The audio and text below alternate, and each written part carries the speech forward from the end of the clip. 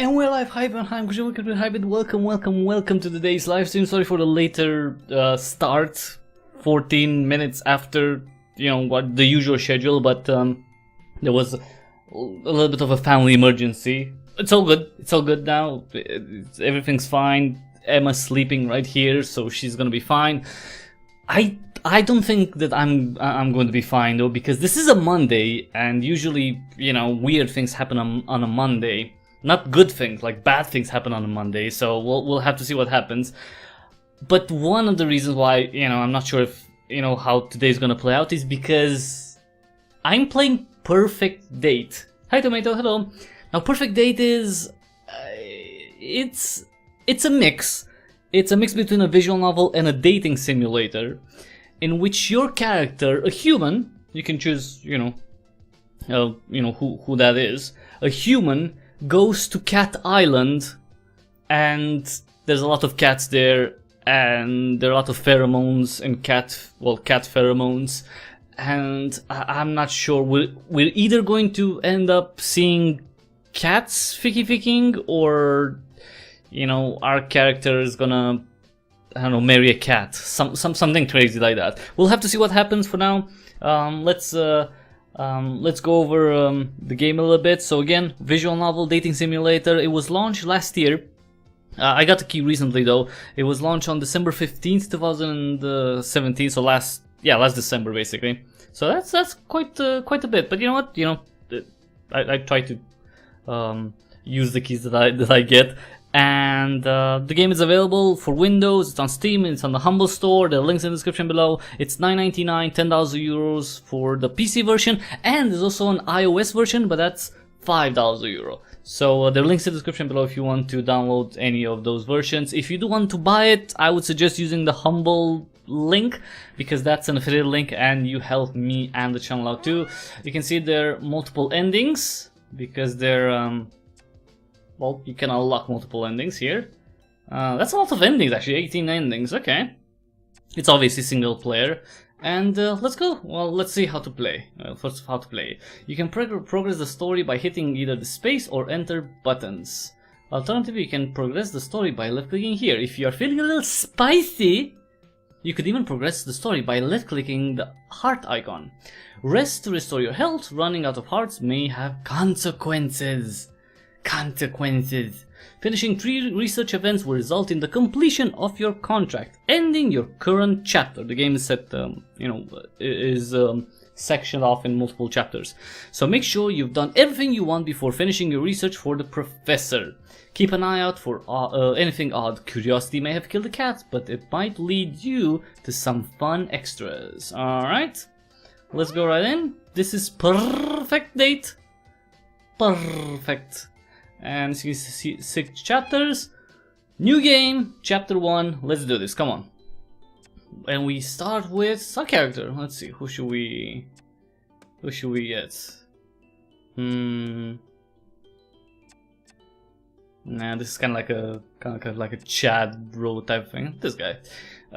So this is gonna be Mr. Bombastic. Oh, come on! He can't be Mr. Bombastic! Oh, come on! Okay, he's gonna be Shaggy! Okay, because I don't have enough characters to write Mr. Bombastic, so he's just gonna be Shaggy. Shaggy! Like that. Alright, so Shaggy! Autosave notification. This game supports autosave feature. Yeah, okay. It autosaves. I got it. I know how it works. It's okay. Chapter 1. I'm not sure how long I've been sailing, but it feels like forever. I'm not feeling too well now, so it's a huge relief to hear the deck lad shout. Shout, shout, let it. Island approach, make yourself ready. Alright, Joe. That's a big nose, Joe. I'm finally here. When I applied last month, I was just another broke student living off baked beans, and didn't really think I had a chance of being accepted to be part of the prestigious Cat Island research team. Ooh. Yes, here it is, the little black dot in the distance, growing bigger by the second. It is the infamous Cat Island, the place I will call home for the next few months. My heart momentarily skips a beat. What if there's been a mistake? What if they accepted someone else's application and accidentally sent the offer to me? I rummage about in my bag until I find the papers. Wow, this person really needs a little bit of confidence boost, because being paranoid, Shaggy. Alright, DP Corporation. Dear Shaggy, we are pleased to be able to offer you the position of research assistant to Professor Pauper at our research facility on Cat Island. So he's Paw and Purr. Pauper. The position will be for an initial period of 8 weeks, so that's 2 months. Your contact will be sent separately. We look forward to working with you. Yours sincerely, Professor Pauper, PhD. But I don't know what that is. Okay. Nope, no mistake, that's my name. Right there in the top left corner. Shaggy, and there's his name at the bottom. The genius behind the whole operation. Professor Pauper, science genius, and my new boss. He's an actual human, so that's good. I look up from my papers to see dry land rapidly approaching before us. It seems to be surrounded by a huge barrier of impenetrable black rocks. As we get closer, we're not slowing down, and I begin to worry that we're going to crash into them. Then, at the very last moment, we take a sharp turn to the left, and suddenly we're sailing smoothly towards a jetty through an opening in the rocks. I blow the breath that I've been holding and break into a smile. Really? That's very descriptive. Nicely done, Skipper! The ferryman comes up from behind the steering wheel, ignoring my attempts at camaraderie, and shouts random brusquely? Okay. Bob. This is Bob the skipper. Take all your belongings. We won't be back for days, so you'll have so you don't leave nothing. So don't leave nothing you'll need. All right. Hi, Håkon. Hello. I smile weakly at the ferryman and his son and pick up my bags, ready to disembark. We glide seamlessly up to the wooden jetty, and the son leaps ashore to tie us off. He's greeted by a bulky man in a uniform, who I take to be a security officer of some kind. Where's the... Oh! Joe? Zane Jones. This is Zane Jones. Sir, caught you a mouse? And then he laughs loudly as though he said the funniest thing I've ever heard. It's very disconcerting. The security guard remains surly and turns his attention to me. Let's be having you then. He holds out his large hand, which I assume is an offer to help me off the boat, but as I reach out to take it, he snatches it away, throwing me off balance so that I almost fall over the side. What a great start. ID card? Oh, yeah, I see, of course. I reach into my back pocket and hand over the laminated card I was given on the mainland. Okay, see, even at Cat Island they use IDs, so come on people, voter ID, come on, let's do this, come on. How is that a bad thing? Cat Island security. Name Shaggy, date issued January 1st, 2017, okay.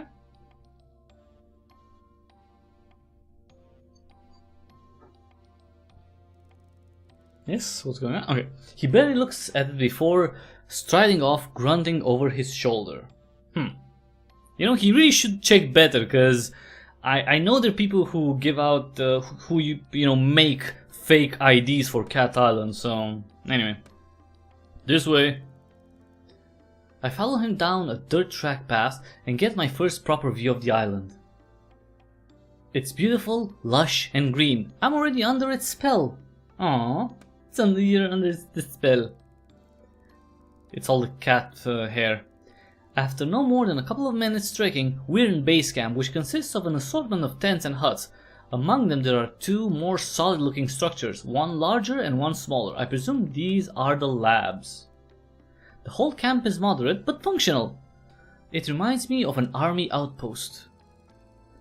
I'm struck by the lack of people. In fact, there's no one around apart from an older woman sitting outside peeling a pile of potatoes. I smile and give her a little nod, but she just stares back at me. Well, friendly people. Miss Marigold. I try not to get paranoid. You're already paranoid, kid. You are already paranoid. Here. He stopped at the largest of the tents, indicating that I should go inside. I feel rude just walking in, so I make my presence known first. Hello? A firm but friendly voice calls out. Come? Wow, this looks like hell. I walk in and there he is, hunched over some documents. The great Professor Pauper. Sir, it's an honor to meet you. Yes, yes, you must be Shaggy. Come on in, my dear. Glad to have you on board. Good journey? Well, long. Yes, indeed, we're rather tucked away here. Let me offer you some refreshments. Water? Coffee? Something stronger perhaps? Whiskey? Okay, probably not whiskey, right? A cup of tea. It would be rude to let you drink whiskey on your own. No, just some water. Just some water would be great if you have some. That's something we have an abundance of. There are plenty of safe natural springs on the island, but we have the bottle kind too. I'm relieved as he passes me a bottle. I'm not too keen to start drinking from natural water sources until I have personally checked that they are not used as cat urinals. That's a good thing. It will take you a while to find your way around and discover how it all works, so for today I thought I would just get you netted out and maybe introduce you to some of the locals. The cats, that is. I believe you already met most of the human locals. Oh, I've only met the ferryman and the security guard who brought me here? Yes, that's about it. And the lady outside? Mrs. Marigold. Her and her husband are the caretakers. Wonderful couple, the Marigolds. You'll meet them before too long. We're a tidy little family here, Shaggy, and I'm sure you'll fit right in nicely. Thank you, sir. I do hope so. Okay, so, first thing first. This is your basic kit. He begins going through a pile of things on his desk, explaining each of them in turn. This is your backpack. You can put everything in it. We will be going on plenty of field trips, so it'll be very useful. As will your own water bottle. Some disinfectant hand spray. These are heavy-duty reinforced gloves, which are essential when tagging cats out in the wild. Don't want any scratches from felines we don't know, now do we? I suppose not. I stove each item into my new backpack as he gives them to me. Likewise, these goggles are to be brought along on all field trips. This lot here, he indicates to a small pile of what looks like laundry. It's basic uniform, lab coat, masks, stethoscope, etc. Portable kit, portable first aid kit, camping knife with all tool attachments. Finally, and without a doubt, most importantly, what? This. He holds up something that looks a lot like a mobile phone, except it clearly isn't one. This is your catalog. Get it? Catalog. Catalog? Yes, the name comes from its earlier version. It was initially designed to record and store data on the cats, scan them, and log their details. But as you see, we've come a long way since then. Now you can use it to communicate with the rest of your team. I've added everyone's contact details for you, listen to music, take photos. There's even a pen that comes with it to insert microchips into the back of the cat's neck so that we can keep track of them. Wow, it's even better than an S Pen. I mean, you know, I know Samsung came out with the latest Galaxy Note, but come on, does the Galaxy Note allow you to microchip cats with its pen? Obviously not. So why are you going to pay $900,000 for a note, a new note? No. See? This is what I want. Probably has 5G already. Alright. It's a very valuable piece of equipment, Shaggy, and I need you to protect it above all else. Do you understand? Well, he's looking at me directly in the eye and clearly expects a response. Yes sir, of course. I will look after it. Good. You'll get to know all the functions as you go along, but for now I suggest we take a stroll out and see if we can't find a few friends to introduce you to so that you can try it out. He hands me the gadget. I feel a bit nervous taking charge of it, but also really keen to have a go. Okay. Oh, okay, saving. We head down to the beach, the professor explaining things as we go. The mixture of terrain on Cat Island is quite unique. Even in such a relatively small area, you'll find forests, mountains, jungle, beaches, woodland, all of these different geological and ecological zones in one place.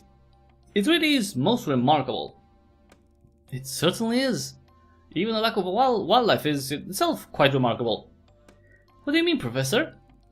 Well, put simply, there is a type of force field that surrounds the island, disallowing anything to enter. You mean literally anything? Absolutely. No birds, fish, or creatures of any kind can penetrate it. Forgive my lack of knowledge on the subject, but we're here. The professor lets out a disconcertingly loud laugh. I see what you mean. Well, there is of course one small break in this invisible wall, and that is where we build the jetty. But let's not get too bogged down in all this right now. What you do need to know is that basically the island is shaped like a peanut. He has picked up a nearby stick and draws a simple map in the sand. This, our end of the island, is very well known to us now. We've been researching here for many years. The other end is not so familiar to us. We have encountered difficulties that have hindered our progress in the region. Whoa, what the hell? What type of difficulties, Professor? Well, we're not sure as we'd like to be, but what I can tell you is that the environment has an adverse effects upon humans, inducing nausea at the very least. And at the worst? Fainting, migraines, possible nerve damage. Gosh, that is serious. As I say, it's best to keep away, but let's not go into all that right now, my dear. You've had a long day. For now, let's just say that we refer to the far end of the island as the danger zones, with good reason. Okay. I must ask you not to put yourself at risk by venturing beyond this mountain range here. He refers to the map once more, drawing a line just past the center and an X through the end section.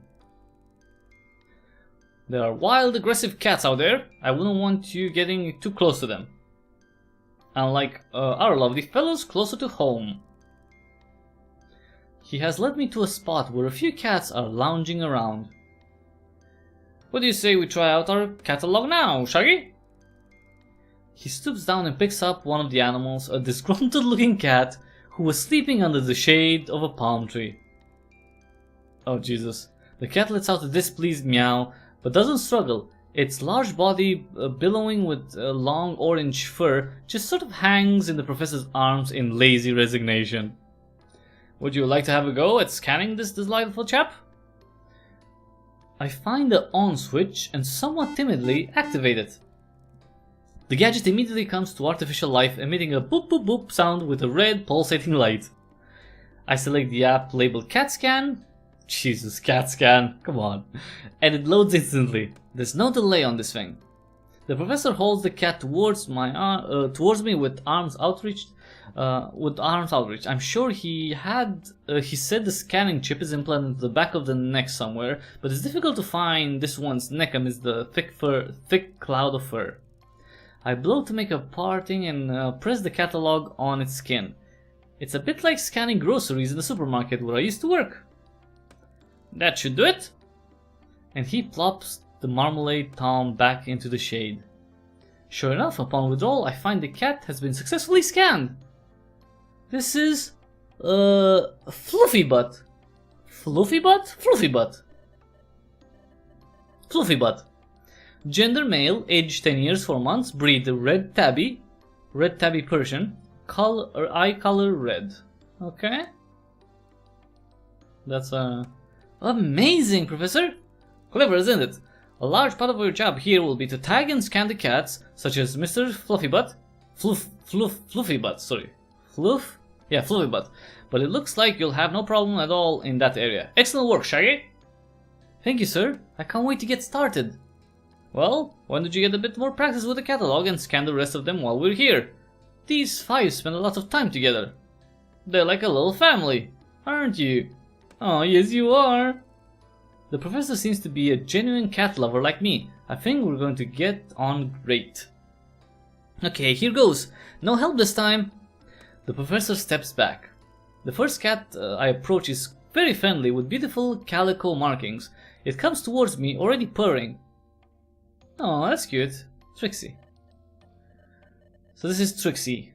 Gender female, age 3 years, 8 months, breed Calico American Shorthair. Eye color green. Okay. These are my stats, by the way. Okay. Next is an elegant, sleek, hairless cat sitting gracefully in the sun. She doesn't pay me much attention and allows me to scan her with minimal fuss. Oh.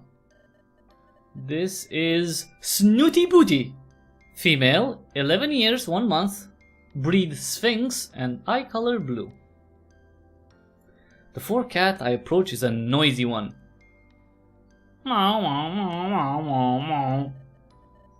So this is McMurphy, gender male, age 6 years, breed brown crossbreed, eye color green. Okay. And finally the one I've deliberately put off until last. He's been stalking around the edges of the activity, eyeing me suspiciously as though he could pounce at any moment. I laugh at myself, already projecting personalities onto these animals. Okay. So we got to scan Kibbles. Gender male, age 3 years, breed white, British long hair, eye color green. There are a lot of green-eyed cats apparently. All done. I hope you enjoyed meeting some of the locals. Well, the professor lets out a little laugh. I have a feeling you'll get to know them quite well in time. That's probably enough for now for your first day, don't you think? It's quite a lot to take in. I'm suddenly exhausted and grateful to be heading back to camp. Wow, that was so hard, like putting a freaking machine over a cat and then just scanning it and pressing a button. Wow. It's quite late by the time I've unpacked and said to myself, but I want to write my journal entry before I sleep. I'm surprised at how chilly it is. I've pulled my sleeping bag right up to my chin, but I still feel goose pimples bloom over my arms. Shivering, I rub them to warm myself up. It makes me smile to think that this inherent reaction to the cold is what will be keeping my new feline friends warm tonight. My eyelids close, thinking of cats, and the island, and the professor. The world around me drifts away as I float up to a dream. What the fudge is that thing though? Like a glitch in the Matrix? I'm not sure how long I've been asleep, but I wake up with a violent jolt that leaves me sitting bolt upright. It's too dark to see anything, but I hear a rustling and then a strange electronic noise, one that in my sleepy confusion I can't place right away. Oh? The catalog! Acting on instinct, I scramble to my feet and follow the noise out of the tent. Oh, don't tell me someone stole the catalog. I look around me and my fears are confirmed that I catch sight of a pulsing red light getting fainter in the direction of the forest. I snap into action, running as fast as I can. Barefoot, dressed in my pajamas, running at full speed into the forest in the dark of night. That's not good, that's not good. I must be you're crazy and paranoid, yes. The words of Professor Pauper are ringing in my ear.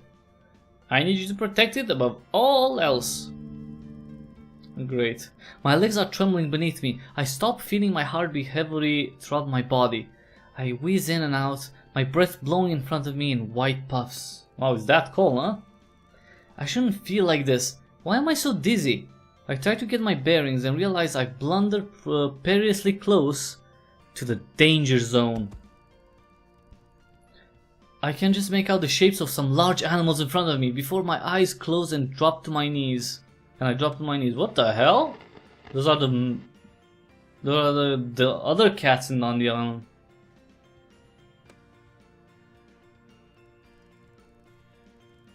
I open my eyes. The calico cat I scanned yesterday the calico cat I scanned yesterday is sitting in front of me. She drops the catalog at my feet.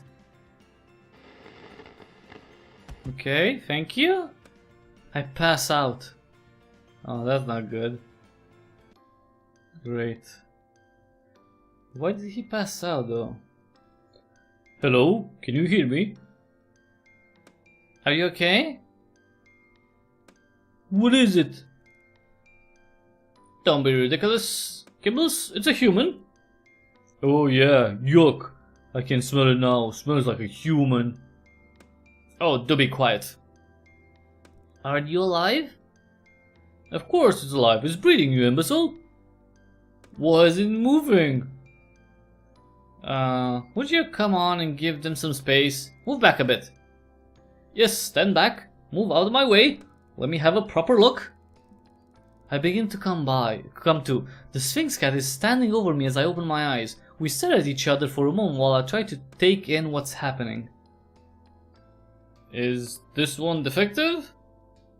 Oh, I feel sick. I'm gonna puke. The cat watched me intently. Am I going insane? Oh, my head! What is it chatting about? They're scared and confused. Let me talk to them. Human? Are you alright? You! I remember! You took my catalog! Oh, but I gave it back to you. It's back in your pocket now. I tried to reach into my pocket and realized my hands are scratched to shreds. Oh, what's wrong with my hands? I tried to stand. Oh, my feet! What happened to me? Yeah, I guess that's from all the climbing. I told you I wasn't ready for that. What's that? Ready for what? Its anatomical structure is far too delicate. I tried to slow it down. Yeah, Fluff, you tried restraining a human who's that determined. It was like a Margay. Its anatomical structure didn't seem that delicate to me. I was like a... What? Doing what? You made your own way back to the beach. Okay, but that doesn't explain... I show my bleeding hands. Ah, you crawled, Kara. Kara? Who's Kara? That's not my name. It's a term of endearment. It's an Irish thing. It's inappropriate. Wait, I crawled? You sure did? Like a cat? Yup. All the way from the mountains? Like a bleeding mountain lion. Impressive. But why? Because you got the sickness. Shh. Maybe you should sit down, human. We need to have a talk. Possibly a long talk. Talk? Yeah, that's right. Since when can cats talk? Oh, for goodness sakes, since the dawn of time. How well do you think we communicate? Stop spitting, Whiskers. Major? Stop spitting whiskers, Major. You know full well that what the human is saying. I think the revelation here, Kara, is that you can understand us. Yes, that too. Will someone please explain what the hell is going on here? Well, we don't fully understand everything ourselves, at least not all the details of how this works. I think being stood in a forest, surrounded by a bunch of talking cats, is about as much detail as anybody would want. I agree. But more to the point, we are rather hoping you would be able to help us. You are a scientist after all, right? What do we know is that the clock has started ticking for you. What do you mean? Well, there's no easy to say this to you, Kara. You'll be catified. I'll be what? Whether you help or not, you don't have a lot of time before... if I may. It would seem, and are we basing this on our experiences date, that when a human manages to find themselves in what I believe you call the danger zone, they are vulnerable in ways that they previously were not. That is to say, you're screwed. You're not helping, don't make me... Sorry, I should do like a proper hiss. Like that. Whoa, mountain lion. There'll be no violence of any kind. Forgive me for being a bit panicked here. The vulnerability to which Snooty Booty was referring to is simply put, if you are bitten or scratched by an elder cat within the danger zone, you will begin a process of change that ultimately will result in a full feline transition. Catified. So basically you're telling me I'm a werecat? I look down and in amongst the scratches on my right hand are two distinct puncture marks. The reality of my situation descends on me like a cold mist. Basically, Yeah. My head is spinning. This is too much for me to take in. Take a breath now, Kara. You're not looking so good. What? Have I started to change? I feel my head for years. Everything seems to be normal. No. I just meant you're looking a bit shaky. Understandably so. I take a few deep, steady breaths and calm myself enough to say, okay, so... Why? How? What? Give me some data. What do you have so far? Look, we'll answer anything that we can, but the truth is we have more questions than answers ourselves. So, you said you would help me. What exactly would that entail? Well, our friends would be the start. Finding our friends would be the start. The cats on this island, they're going missing. We don't know what's happening to them, but the body count is rising and we've hit a wall. A wall of ignorance, maybe? Really, how many times do I have to tell you? The Maulers are to blame. Maulers? Now, Fluffy Butt, there's no need for name calling. Speaking of name calling, I remind you to call me Major, madam. Look, they can't help the way they are. It's lack of breeding, you know. Overbreeding, if you ask me. Again, Maulers? They're the elder cats, the island's originals. They can't speak the way we can, hence the derogatory term, Maulers. And how are they to blame exactly? Well, if I knew that, then we would have been no need for this elaborate kidnapping. It's hardly proving to be a roaring success after all. Look, Kara, all we know is that we are no longer safe on this island. The elders who live within the danger zone are hostile towards us. Not sure why, it's just always been that way, and now because cats are being taken, nowhere else is safe either. You expect the occasional mishap. We live in an undomesticated world here after all. But lately, cats have been disappearing almost every day. Even the last human we catified went missing. I'm sorry, what? Let's not open all wounds, Kibbles. Yes, onwards and upwards. Well, first things first, this werecat thing? Catification? Transition? Whatever. How does it work? Time passes, you transform into a cat. Yeah. It's a gradual process. It's different for everyone, but you won't just turn overnight. The clock is ticking, however.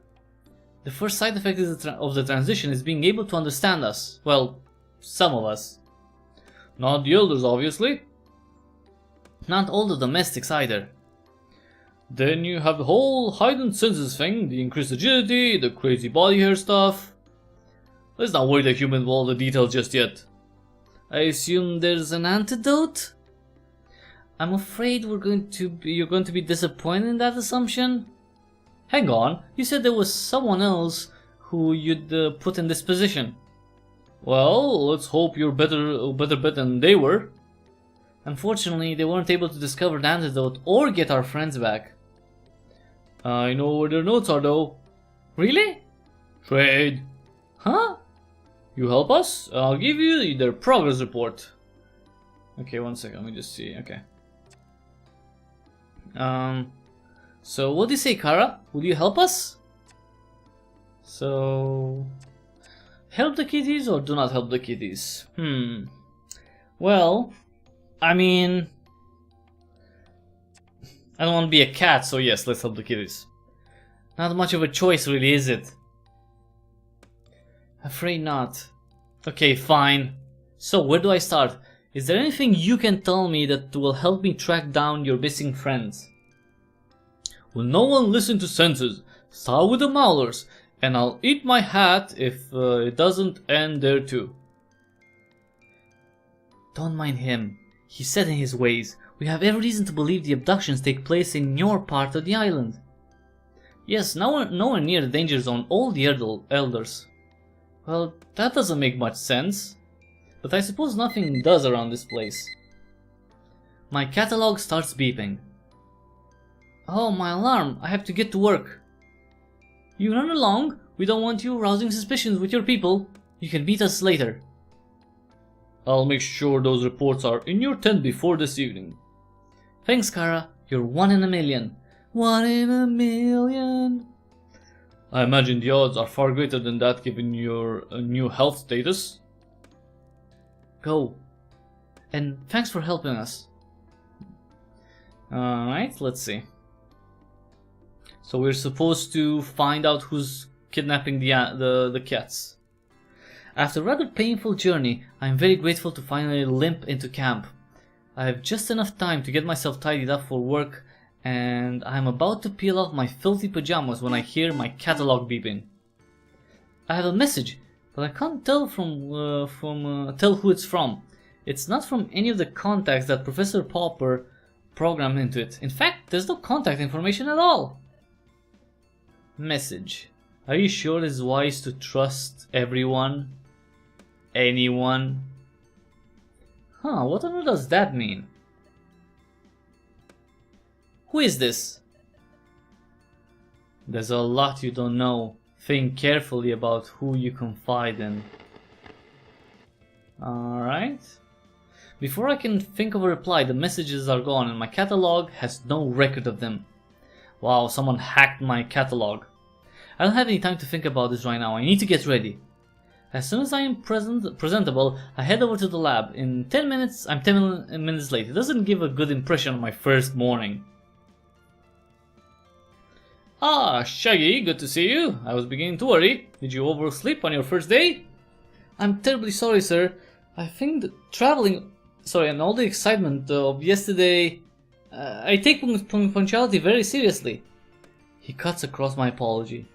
Not to worry, it's perfectly understandable. You'll find I'm quite relaxed about most things. As long as you get the work done, I don't much mind what hours you keep. Thank you, sir. So, shall we get started? My goodness, what on earth happened to you? He's looking at the scratches all over my hands. Oh, I fell and tried to save myself by grabbing onto a bush. Not a second dinker, are you, Shaggy? Oh, no, sir. I'm a bit of a lightweight, to tell you the truth. Just teasing? We ought to get those hands sorted out, though. They look pretty nasty to me. He goes to the tall metal cabinet in the corner and takes out a bottle and some cotton wool. He begins cleaning and tending to my hands while we talk. For today, I'd like you to help me with a few tasks around the lab to get a hang of things, but from tomorrow, I'll let you make your own choices about how best to carve up your time. Of course, you are primarily here to carry out your jobs as my research assistant. However, try to make the most of your time on the island. Once your work is completed, you will be saying goodbye. This really is a once-in-a-lifetime opportunity, so don't waste it all in the lab. Naturally, I need your help around here, but I'd also like you to get your hands dirty with some fieldwork. Make sure you spend time exploring the island. It's a beautiful place and there's a lot to see. Take the time to get to know the cats. A full understanding of their behavior is crucial to our research. There's plenty to see and do, however, you must be careful not to overwork. Take regular rest and relaxation. We don't want you to burn yourself out now, do we? I'll try to get the balance right. That's the spirit! So, there you are. He's done a first-class job on my wounds, and they aren't bothering me nearly as much. I spend the rest of the day with the professor, getting to know how the various pieces of equipment in the lab work, finding out where everything is, and learning some of the basic duties I will be performing routinely. By the end of the day, I'm exhausted and I make my way to my tent. I'm about to flop down on my bed when I see a package poking out from underneath it. It's the report that Kibbutz promised to deliver. The cats were right. The previous person barely made a start on producing an antidote. I'm gutted and worried. What if I can't do anything better? What if I can't do any better? Will I turn into a cat? I decided that's not an option and resolved to get going on my own research into it tomorrow. My instincts tell me that the cats will be a good starting point. I have a feeling they know a lot more than they're prepared to tell me. I need to gain their trust and see if I can get them to open up a bit. I'm sure I'll make more progress if I focus on one at a time. I'm optimistic that one-on-one sharing will prove fruitful. It's a small glimmer of hope. Tonight, I'm not fit for anything though. I can barely even write on my journal before I fall asleep. I hope I don't go sleepwalking again. The first morning of waking up on the island, I'm so excited to discover that what the day will bring. Should I jump straight into lab research, or maybe I should be wise to start investigating a way to help these cats and find a cure for myself. Perhaps a good starting point would be to get to know the cats a little better on a one-on-one basis. Alright, so we're going to meet the cats.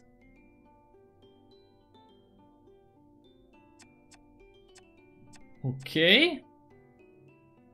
So, what should I do? Rest, romance, research, or recon? Antidote 0%. Well, let's do some research, I guess. Alright, which task to research? Research 5, research 12.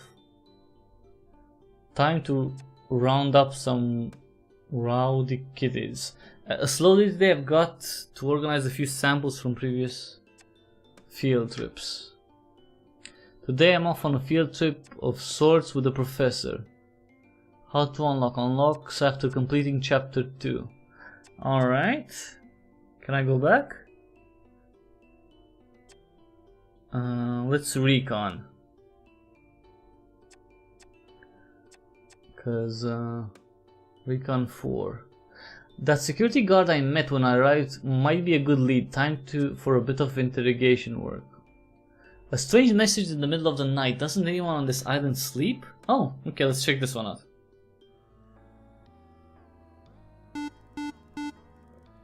I hear my catalog beeping. I presume it's the professor. I tumble out of bed half asleep and fumble around looking for the device. I look at the screen and my eyes are struggling to focus.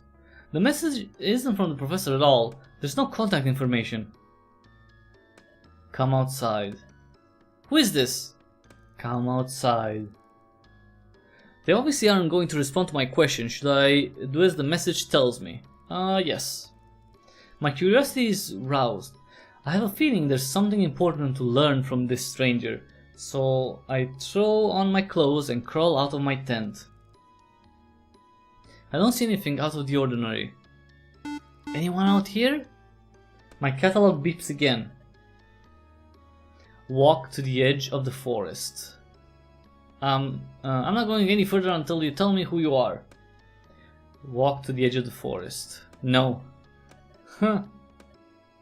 Okay, so walk. By now I realize I have to walk. I've walked to the edge of the forest. Okay. At the edge of the forest, I see something on the ground. As I get closer, it becomes clear that it's a small posy of flowers. I gingerly pick them up and notice that several of the flower heads are missing.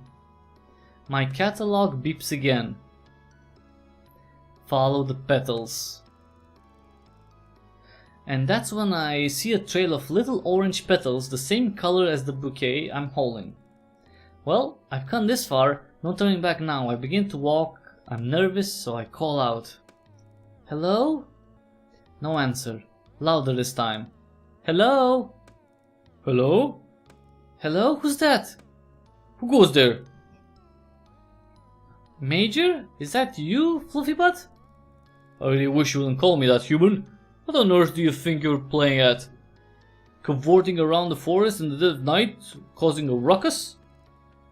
Oh, Major, you don't know how pleased I am to see you. I need your help. And this can't wait until a civilized hour? I'm afraid it can't. I'm not the one instigating this. I've been getting messages from an anonymous source asking me to follow them into the forest. Look, they've left this trail.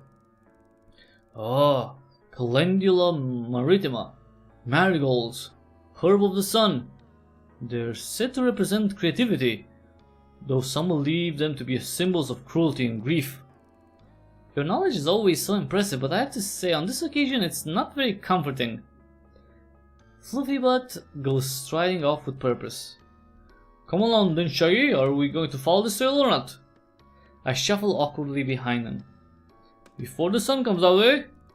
We continue on for a short while and notice that the petals are getting more sparse. It's becoming more difficult to see them until eventually they seem to run out and we find ourselves in a small clearing. Well, it appears somebody has been playing a joke on you, Shaggy. I sadly agree. This has been nothing but a wild goose chase. Seems so, Major. I'm sorry for dragging you into this. Let's get back to our beds before we waste any more precious snooze time on this fool. I turned to Fluffy Butt, and noticed that his back is arched and his fur is puffed up, making him look even more fluffy than usual.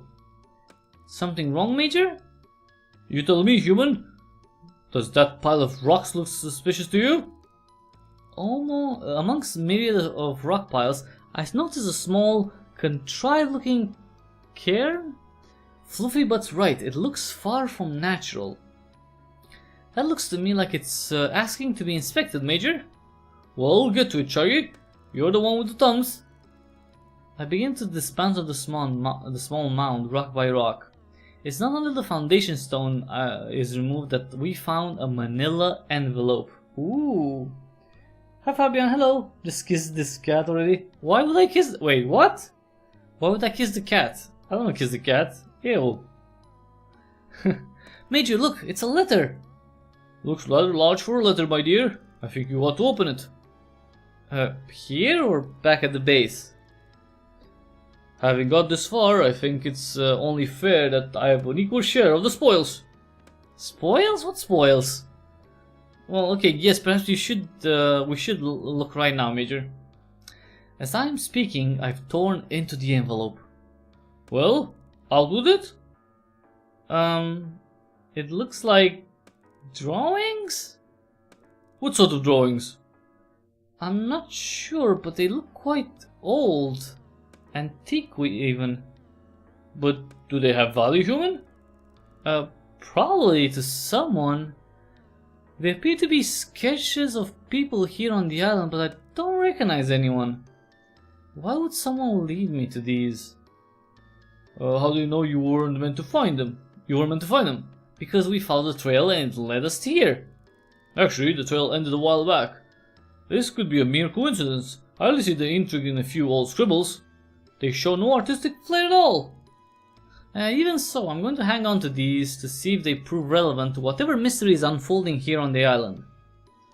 Fluffy Butt rolls his eyes. If you don't kiss, the cat is going to kiss you. Alright. Well... really, like on its own? What if I don't want to be kissed? That's hashtag me too, I'm sorry, but that's sexual assault right there. If I don't want to be kissed and I don't consent to being kissed by the cat and the cat tries to kiss me, that I'm sorry. Hashtag me too, I'm gonna tweet it out right now. If the cat does anything. He better not do anything.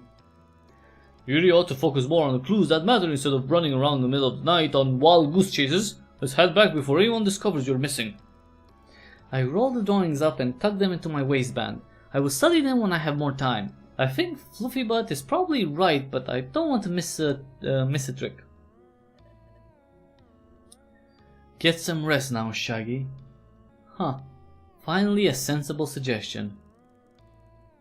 I head after Fluffy Butt, struggling to keep up. I really need some sleep. Are we back at the base? Oh, yeah, we are. Alright. So we did some recon. Antidote 1.4%. Alright, let's recon some more. Alright, so this one's complete. This one. That security guard I met... Okay, let's talk to the security guard, right? Makes sense? Oh, look, a ninja cat. Alright, let's try this one.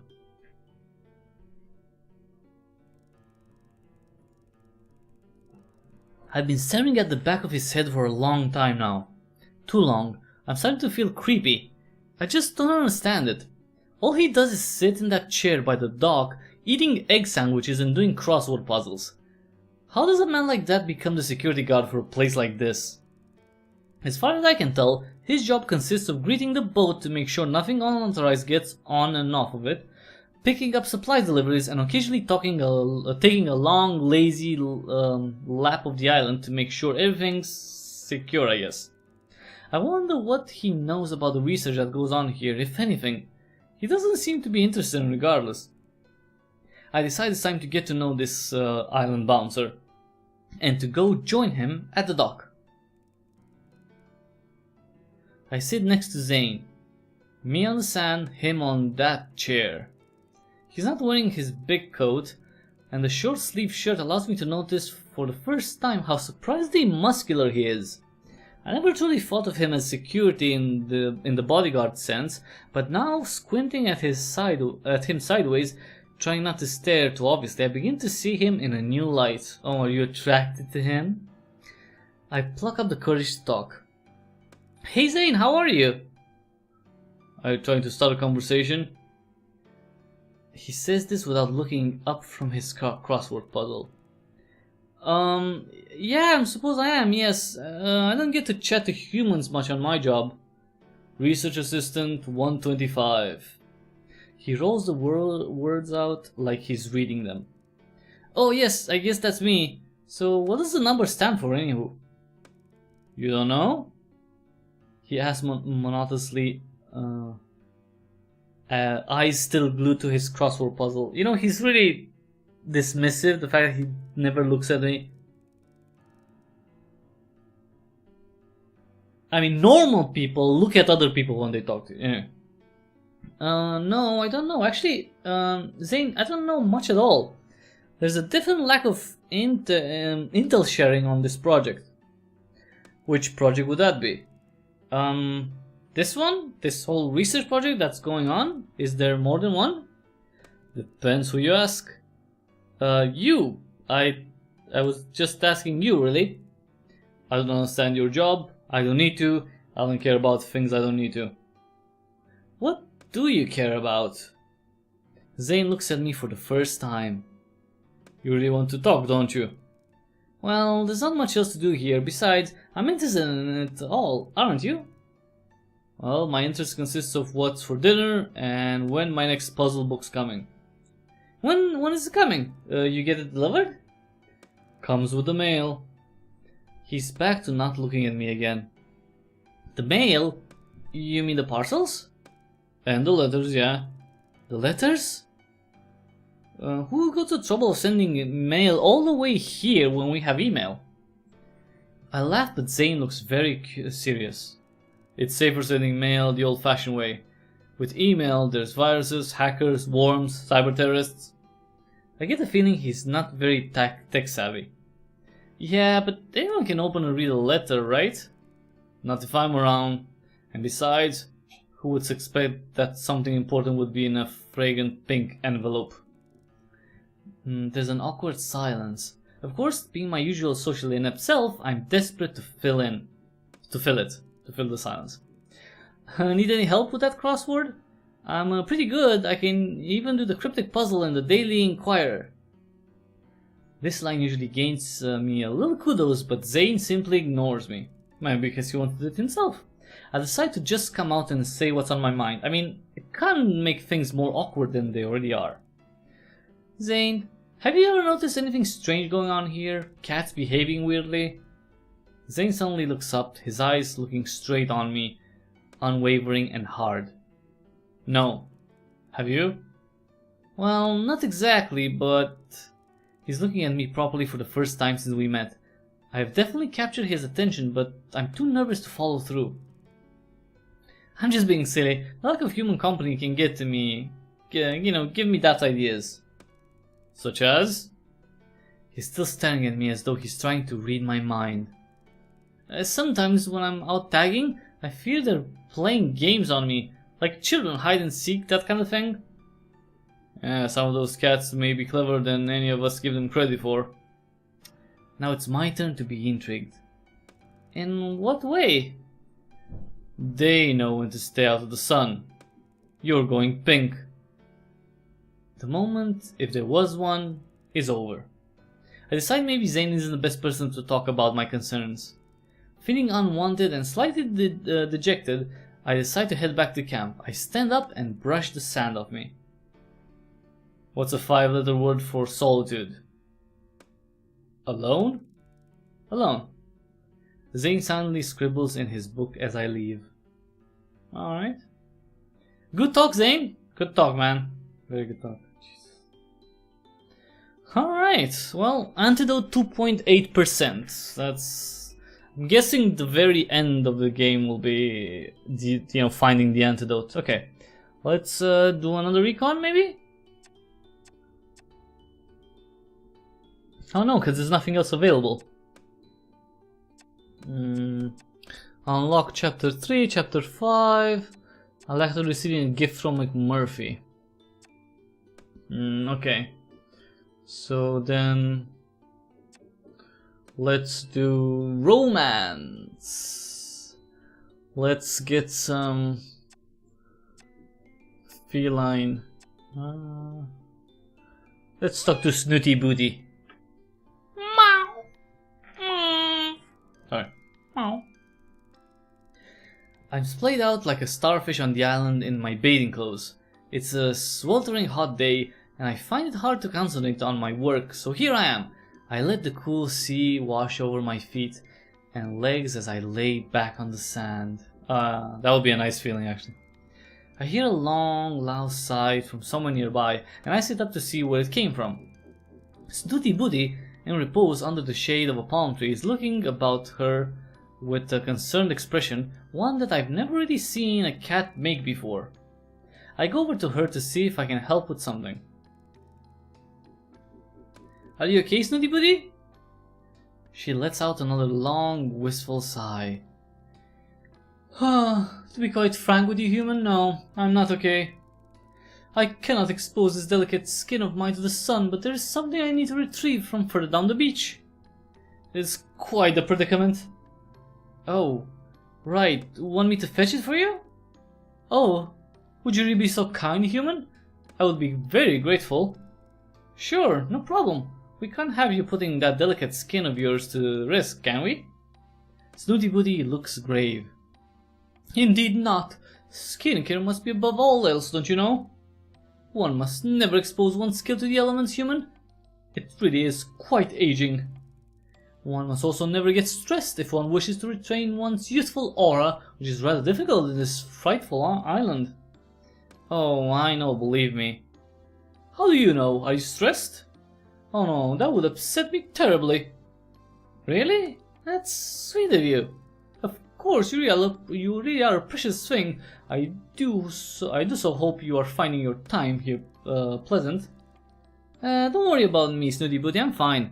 Now, what was it you'd like me to get for you? Well, before I tell you, I must ask you, don't inform the others of the whereabouts of this particular item. It is very dear to me, you see, and one of the few luxuries I have all to myself. Of course, that's no problem. I can be discreet when I need to be. I hope so, human. You see, along the beach just south of here, there is a tree which bears the ripest of coconuts all year round. It is quite splendid. The coconuts are always so sweet and creamy. Snooty Booty looks as if she's lost in a wonderful dream. Sounds lovely? It is! I like to drink coconut water as often as I can, as it is so good for the skin and waistline, but the less civilized denizens of the island keep knocking the coconuts down before they're fully matured. Fortunately, no one else seems to have discovered this particular tree yet. Well, okay, Snooty Booty, I'll try to find some coconuts for you. I'll be back soon. You have my thanks, human. Okay. I've been waiting for a lot longer than Snooty Booty. Wait. I've been walking for a lot longer than Snooty Booty led me to believe. I'm not sure if it's even the right tree. They all look the same to me. Although this one does seem to have more coconuts than the others. I decide to take a chance and bundle up as many as I can carry in my arms and haul them back to her ladyship. By the time I get back to Snooty Booty, I'm faint from the exertion, not to mention walking so far in the sun. I fall to my knees, panting in front of her.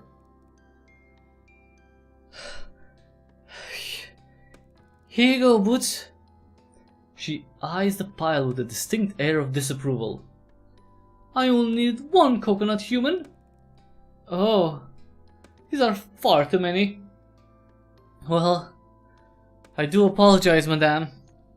Tell me, you didn't plunder the tree? No, there were plenty on the ground already, so... Oh well, that's a small mercy. At least you didn't hack them down. Hack them down? What? Well, your hands are rather large and leathery. Snooty booty, I don't use my hands for deforestation. Well, I'm sure you did your very best, although I really don't know what I'm going to do with so many coconuts. You're welcome, I'm sure. I look down at the pile of coconuts and it strikes me properly for the first time how strange it is that there are no creatures on the island to plunder them. What do you think it is, Snoots, that keeps wildlife away from the island? Do you mean the magical barrier? The magnetic barrier? Magnetic barrier? Oh, do keep up, human. I thought you were meant to be a scientist. So there's a magnetic barrier, okay. I realize she must be referring to the force field that surrounds the island. Now be a dear and crack open one for me. With my enormous hands? Well, you could try, I suppose. I push down the irritation that is slowly rising in me and smile politely. On second thoughts, I'll be right back with a screwdriver. A what? Snooty Booty looks horrified. It's a sharp metal tool that bores into things. What on earth do you need one of those for? So that I can make a hole to get the water out of the coconut? How else would you suppose I do it? Well, look around you, dear. Look at the nature's bounties. What about that? Snooty gestures with a limp paw at a shard of rock nearby. Snoots, do you usually get the water out of the coconut? How do you usually get the water out of the coconut when there isn't a human around? Well, the exuberant Kibbles simply loves to break things. Have you not noticed? It's one of the few reasons I tolerate him, don't you know? Far better than one of your scroll dribbles, don't you think? I reach over and pick up the rock. It does look like it could do the actual job. Okay, let's give it a try. Here goes! Holding a coconut in a palm leaf, I gently tap the shell a few times with the stone before finally whacking it. It cracks open surprisingly easily and the water drains into a leaf. Ah, there now. See how nature provides, human? Yep. Again, you're welcome. Quite. Snooty Booty stretches her neck and then upper body towards the leaf. She sticks her tongue out as far as it can go before raising her big eyes to me. I can't quite seem to... I suddenly realize that what she's getting at. I let her struggle for a moment or two before I begin to feel a bit like a child pulling the wings off a fly. She can't help the way she is. You seem to be struggling a little, Boots. Well, you've placed my libation slightly out of my reach. Oh, I'm sorry. Would you like me to help? Bring it a little closer, perhaps? Well, of course I would, human. Are you being deliberately obtuse? I would very much like to help you, Snoots, but you make it rather difficult. How? I don't understand. I've been perfectly clear in my instructions. You see, I am under a spell. It's a very powerful one which prevents me from following any instructions unless accompanied by some magic words. Oh? Would you care to enlighten me? Well, it will go something like this. Please, human, would you mind passing me my libation? Thank you very much. There's a pause during which I'm not really sure what Snooty Booty is thinking. Suddenly, the Sphinx erupts into peals of laughter. Oh, I seem to have forgotten my manners. Please be so kind, human. Would you most obliged? Oh, go on then. I nudge the leaf closer to her and she delicately laughs at it. I truly am indebted. Many thanks. That looks delicious. Snooty agrees without taking a break. You know, searching for these coconuts was thirsty work. I'm sure it was. She's still lapping at the water. My throat is a bit scratchy, especially in this heat. Snooty Booty finally comes up for air. Quite. That's the beauty of the coconut, you see. So hydrating and most palatable too. You really ought to try it sometime. I look down at the now dry palm leaf. Yeah, that's a good idea, Boots. And the very best thing about drinking coconut water is to curl up and have a nap, you know? Beauty sleep is most important. Oh, is that so? Indeed, human. I suppose you have other things to do now? Well... Somebody yawns and closes her eyes. I suppose I do. Sweet dreams, princess. She snores softly in reply. Well, at least we hope, Snooty Booty. I don't know how much that thing held, but... Alright. So, okay, we have 3 hearts, so let's rest today.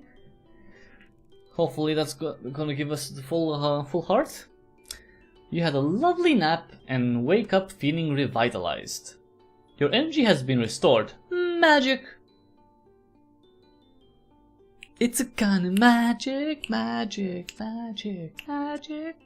Alright, so we can, probably there's no recon, right? Because, okay, nothing, I see. Nothing else unlocked. Let's do some romancing. Oh, apparently McMurphy, I can't help McMurphy. Huh, broken heart. Alright. I guess I'm gonna focus on Snooty Booty. Snooty Booty! Snoots! I've been searching for the Sphinx for what feels like ages. For a cat that never seems to move, she's surprisingly difficult to find. I'm answered eventually by an unintelligible murmur coming from the shade of a nearby tree. Of course, she is sleeping. Snooty Booty? I poke at her gently to try and rouse her. I have something for you, a gift as it happens. Oh, human, it's you. Whatever are you doing up and about at this time? It's midday, Boots. Snooty stares at me uncomprehendingly. Okay. I have an hour for lunch and I came to spend it with you, but if it's not a convenient time, I could always find something else to do. Wait, you mentioned the gift? Well, yeah, I suppose. I had the idea when we were drinking, well, when you were drinking from the coconut. I fetched you for the other day. I took some of the remaining coconuts over to the lab and cooked up some coconut oil. Snooty Booty opens her mouth wide. I sit awkwardly staring at her, unsure what exactly she's doing. Well, I'm ready for to break my fast, human. It's hard sometimes to know whether to laugh or spit with this spoiled feline. No, Boots, this isn't for eating. You mentioned how good drinking coconut water is for you, so I thought you might like some coconut oil to rub into your skin, keep you moisturized and youthful. Oh, aren't you a bit clever? I can't help but blush. Snooty Booty rarely compliments anyone, so I feel honored. I kind of feel like this guy is flirting with the cat. You may begin. Snooty Booty lolls onto her back, exposing her plump pink tummy to me. Oh, you want me to rub it in for you? Snooty Booty simply smiles in response. Well, a please wouldn't go amiss. Yes, well, I don't want to make a fuss, but I would prefer if you asked first. I sigh. There's not much point in arguing with Princess Snooty Booty. I don't think she actually means to be rude. Sometimes she just doesn't seem to understand how to talk to people as equals. I don't have the energy to deal with it today, but I have a note that at some point... I have to make a note that at some point she and I are going to have a little chat about etiquette. Please, may I rub this coconut oil into your skin? Yes, you may. I pour some of the pungent liquid into the palm of my hand and rub it together with the other. I have no idea what I'm doing, as I've never massaged anyone before, but I work along the lines of putting sun cream on a friend. As I touch the warm, loose skin of Snooty's primordial pouch, I'm struck by how delicate she really is, and I try to be as gentle as possible. Is that okay? You're very skillful with your hands, human. Okay. I do so wish I had those thumb things. They seem so useful. Yeah, they're quite handy to be honest, but paws are really cool too. Snooty Booty lazily inspects one of her paws. Do my paws next, will you? Snooty's skin is reacting well to the treatment and has become shiny and pliant.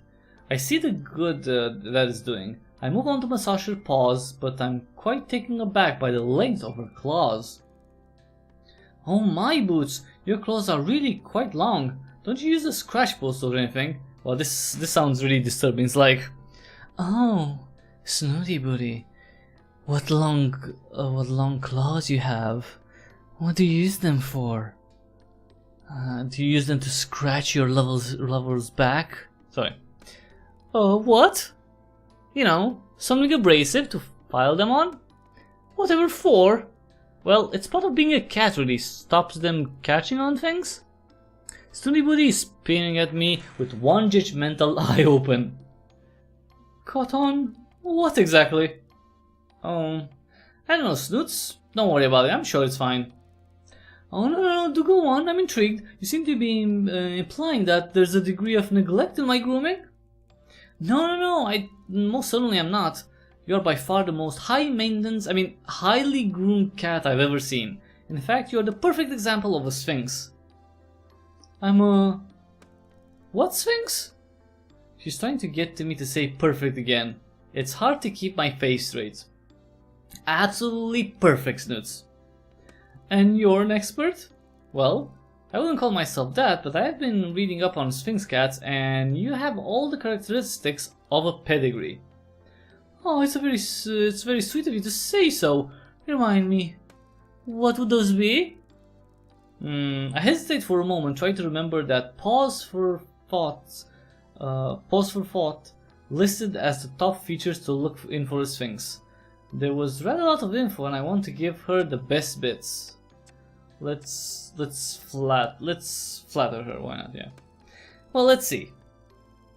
I have a feeling Snooty Booty would not appreciate some of the common qualities of the Sphinx, including wrinkles and pot bellies, so I decided to cherry pick and dress it up a bit. Sphinx cats are well known for their beautiful big eyes and high, prominent cheekbones. Snooty Booty extends her neck and widens her eyes. She also appears to suck in her cheeks, which gives her the look of someone who's not wearing their dentures. It's very disconcerting. And they have a very shapely physique. This isn't strictly true. Sphinxes tend to be quite muscular, but something tells me Snooty Booty won't approve of that description. So she now extends her entire body into what looks like a yoga stretch.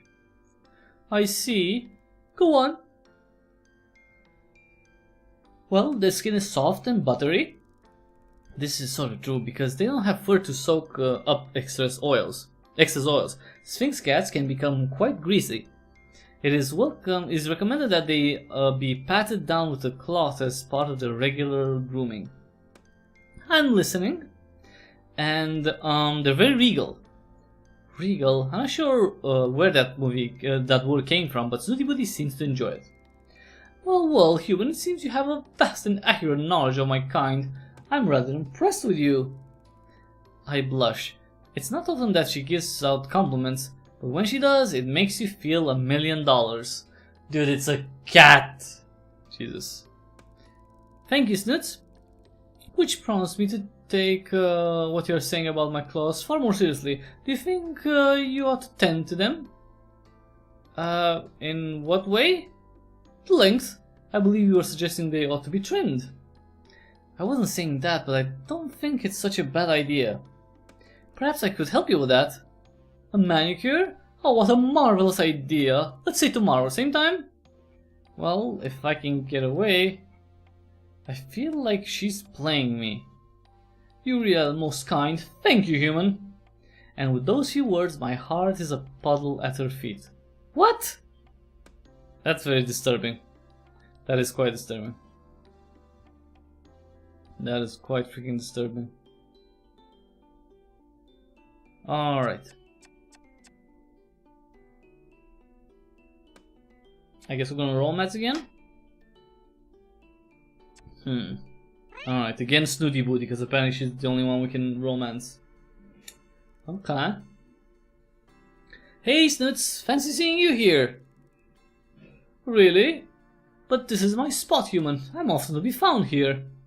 I let it go because I'm so excited about what I brought. Pick a hand. I hold my fists out in front of Snooty Booty. Oh, a game, how merry. She stretches out her paw in the direction of my left hand. Hello, how are you? Ta-da! I open it to reveal a piece of coarse stone that I cut up in the lab. Oh, what a lovely rock you have there. It's coarse stone. I thought it would work well as a nail file. What a clever thing you have. That's not even the best bit, look. I open the other fist to reveal my fantastic find. Oh my, what is that thing? It's nail polish I found in the lab.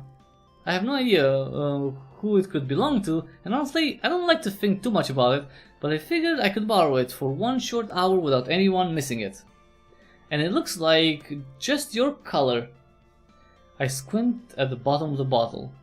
It's called Desire. I raise my eyebrows at the Sphinx. Oh, nail polish you say? Show me, human.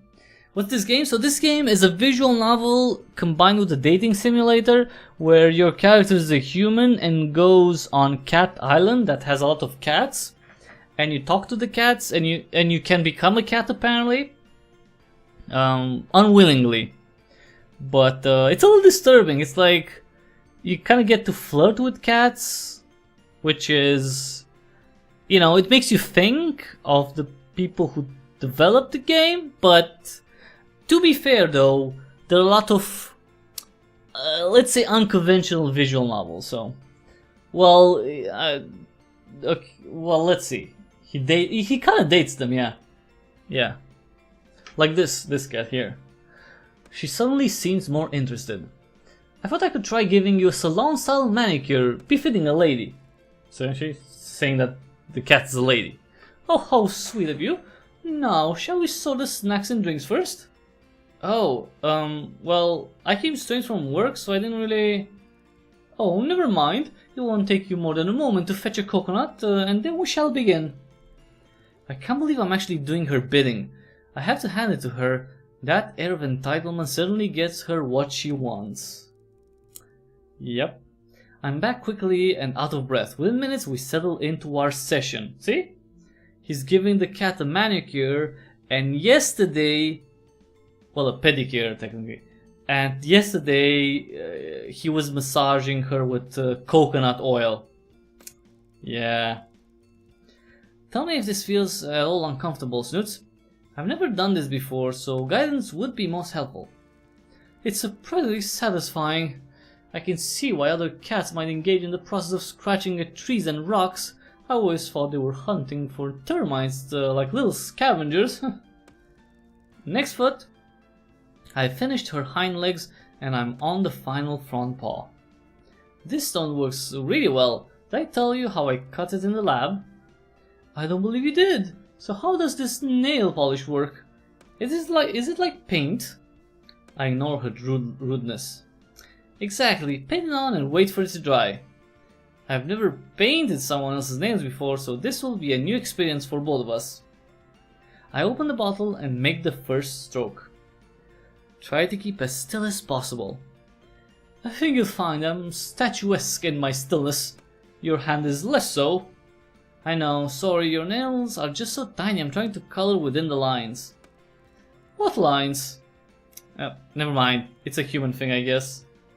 I'm not sure I care for the smell of this nail polish. Really? I kinda like it, reminds me of pear drops. Of what? Oh, sorry, another human thing. Wow, look though, your paws look fantastic. Oh Jesus.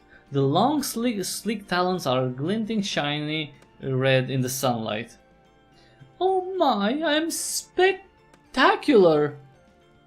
She extends her claws momentarily and presses them into my arm, not enough to puncture the skin, but if I try to move, it would hurt. For the first time, I appreciate that little weapons they could be. I must keep that in mind. So, come on then. I take out my catalog. Come on, what? Pose for the camera. Oh, he's taking pictures too. Oh goodness, I didn't realize this was going to be a photographic session as well. How exciting! Yes, well, I'm going to have to remove that varnish before I go, so I thought it would be nice for you to have a photo. Well, remove it. The Sphinx cat looks appalled. Whatever for? Oh, Snoots, I'm sorry, didn't I say I can't leave it on you permanently? It would impede the natural retraction of your claws. Then I shall leave them extended. You can't do that. Her expression darkens. I beg your pardon? I thought for a moment I heard you tell me what I can't do. Surely I was mistaken. Let's compromise because we don't want the cat to be mad at us. No, Snoots, you heard me perfectly well. I must insist that you allow me to remove it. Insist? Her forehead wrinkles with her raised eyebrow. I need to tread carefully here. Ask your permission. Please, may I remove the varnish now? But it simply does not make sense. Why do it in the first place? I know how much you enjoy things like this pampering. I thought it would be a fun thing for us to share. You had fun, didn't you?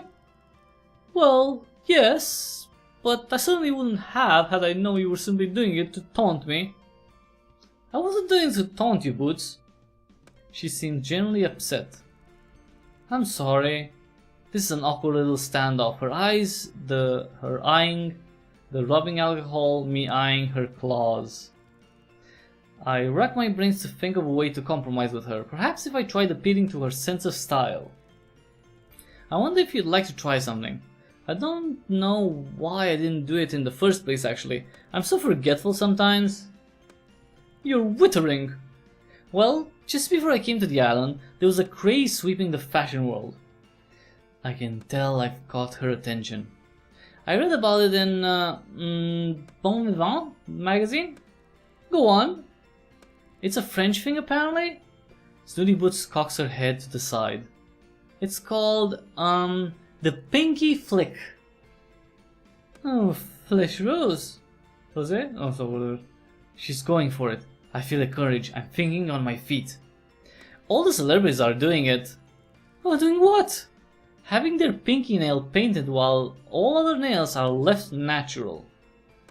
Just one nail? She looks intrigued. Yes, it really does so striking and à la main. Huh, show me! Bullseye. I go to take Snooty's paws in mine, but she snatches it away. No! Show me! I pause, uncertain of what she means. Then the penny drops. She wants me to paint my own pinky nails with the czar. Gladly. I suppose I should have expected Snooty Booty to attempt to groom me at some point. Here goes. I swipe some of the bright red polish on my left pinky. What do you think? Looks à la mode, right? I hold my pinky finger to the corner of my mouth coyly. Oh, come on. Well, I suppose it does look rather fetching.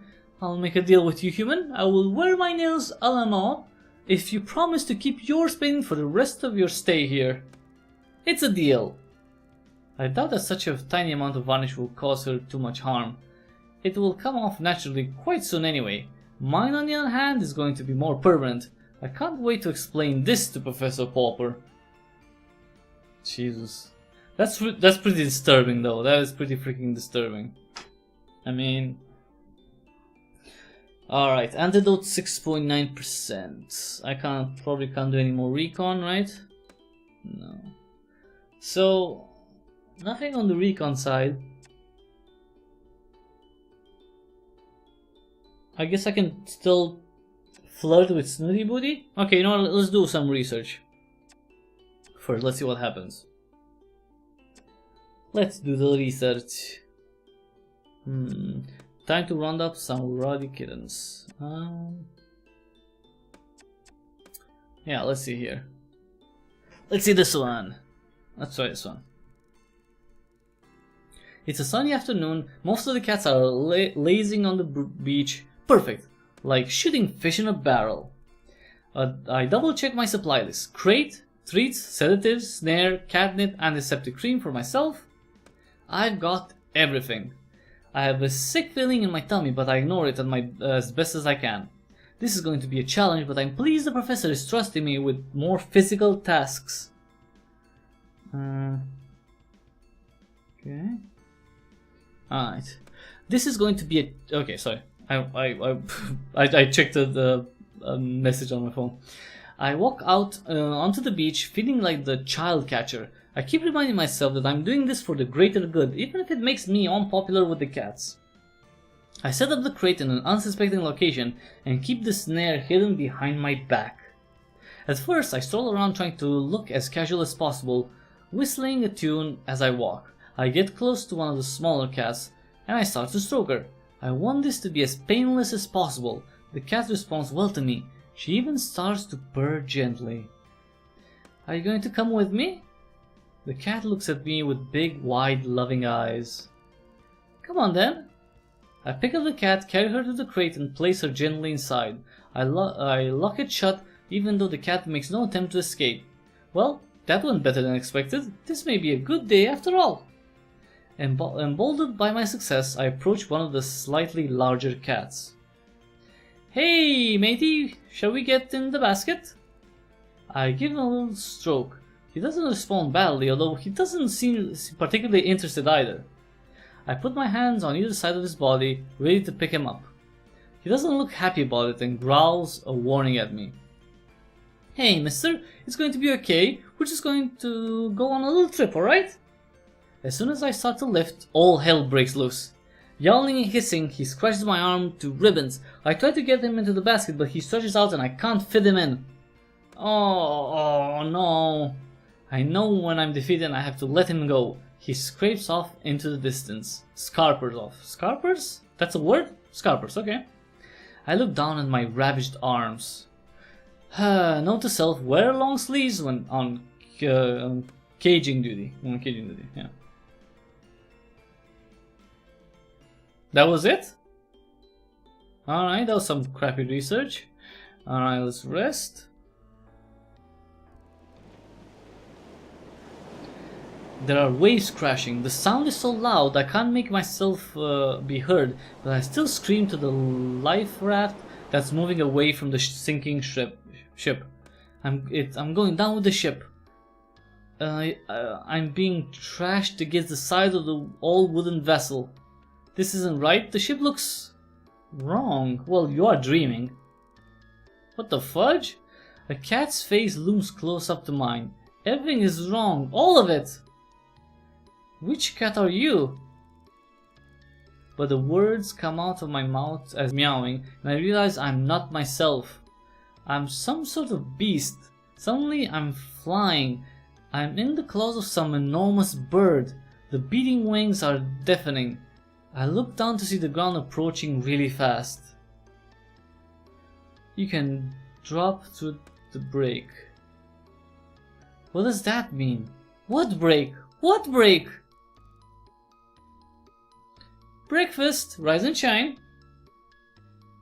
Huh. That was a weird dream. Okay. That was a really weird dream. Okay, well... let's see. So still nothing on the recon. Okay, let's try another romance. With Snooty Booty! Snooty Booty. Be a dear, will you? Snooty Booty is in a habit now, holding out a limp manicured paw for me to massage. I resignedly obliged. Oh, do you know what that reminds me? I have something for you. Something for me? Oh, look at you with your mouth agape. Do close it, you're embarrassing us both. I'm sorry, I just didn't expect you'd ever think of me when I'm not with you. Ha! Do make me laugh, human. You do make me laugh, human. Oh my, are you serious? Well, I didn't know I think of you a great deal. You're my most faithful subject, don't you know? Now, if you want your gift, carry me further down to the beach and I'll show you where I hid it. Cradling the hairless cat like a baby, I stroll barefoot along the beach. Snooty Booty directs me with a wave of her paw every now and then. After a while, she loudly commands that I stop and put her down. Here! Snooty says with her regular level of enthusiasm, pointing a perfectly filed claw at a mound of sand. I buried it. I suppose you want to dig it up then, eh, Boots? Huh, you always know what I'm about to what to say to make me laugh, human. It's quite a talent, I tell you. With a sigh, I start digging. Thankfully, she didn't bury it very deep, and after a few seconds, I find a small object wrapped in a silk scarf. We wouldn't want Sand to get into it, would we, dear? Snooty Woody says with a small smile. I carefully open the flimsy silk bundle and turn the contents over in my hands. It's a little black tub with a plain label stuck to it that reads Skin Cream P103. Do you love it? What is it? Oh dear, can't you read? Yes, it says skin cream, but I don't exactly know what that entails. Oh, you see, one massages skin cream into one's skin. Yes, I understand that, Boots, but whose is this? Where did you find it? Well, it's yours now, human. I roll my eyes and further inspect the tub. It's very small and plain, with no cosmetic logo or name to be found. I pop open the plastic lid and sure enough it's full to the brim with goop. I scoop some with my index finger and smell it. It smells disgusting, like bin juice or something. Boots! I can't just put this on my skin, I'll attract all sorts of bugs and wildlife. Oh come now, we must suffer for our beauty, mustn't we? What's in this stuff? Pooty, where did you get it from?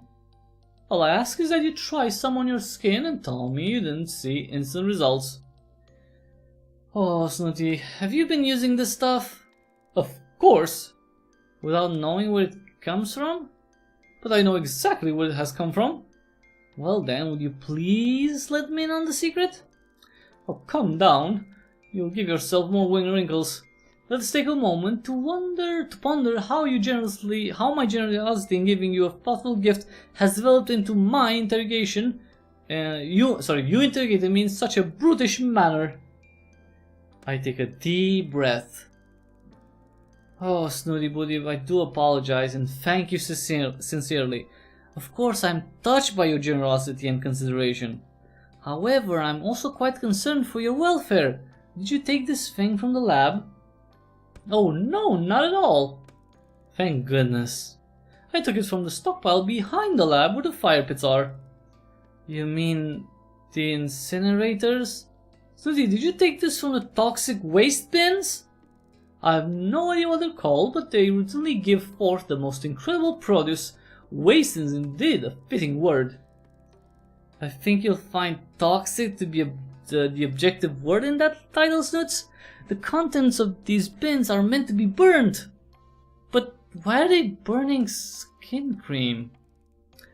Further scrutinize the tub and conclude that it really is some kind of beauty product. This makes no sense. Actually, Princess, this is a fantastic present and I'm going to take it right now for further examination. Thank you so much for this. Well, finally a little gratitude. I am very grateful. Well, you can report back to me with your splendid look after a few applications. Oh, I will. One thing though, Snooty, just to be clear, have you been using this? But of course, I wouldn't recommend something without trying it myself first. And no problems? As you can see, human, my skin is as smooth and clear as porcelain. Yes, so why incinerate it? Speak up, human, you're mumbling. No, nothing, Snooty. I just need your word that you will not use any more products that you find near the lab again, okay? Oh, I see your game, human. You want to be the fairest of them all, eh? No, that's not it. Very well, human. I shall go en natural for a while and you will see how, without even a touch of skin cream, I am still as radiant as a star. Oh, okay, Snooty. Challenge accepted? Indeed. Alright, maybe we can research this, the skin cream. Oh, see? Neon Lux, reckon 16. Yes. Cool. Okay. So how do I get back? Do I have to love the thing?